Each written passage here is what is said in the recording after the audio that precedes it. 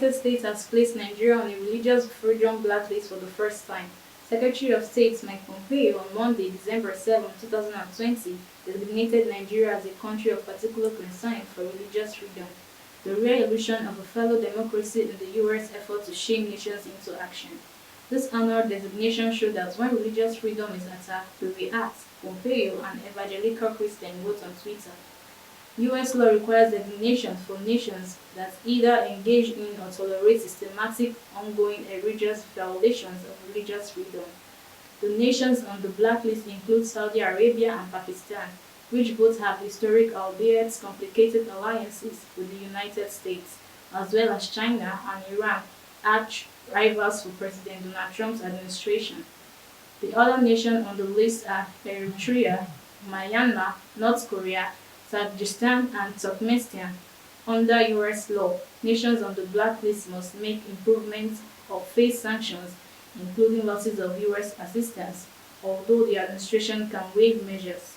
The State Department did not immediately elaborate on why it designated Nigeria, but in its annual report earlier this year took note of concerns both at the federal and state levels. It pointed to the mass detention of members of the Islamic movement in Nigeria, a Shiite Muslim group that was banned last year on terrorism allegations. The Nigerian army killed some 350 Shiites, many of them gunned down or burned alive in a 2015 confrontation, according to rights groups. The movement has taken inspiration from Iran, ordinarily a major target to Trump, but the Catholic Church criticized the prohibition of the group, fearing it sets a dangerous precedent for all religions.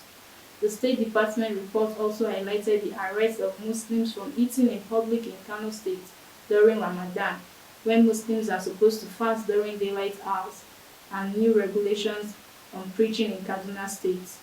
Nigeria is the base of Boko Haram, the Islamist extremists whose 11-year insurgency has killed more than 36,000 people and spread to neighboring countries.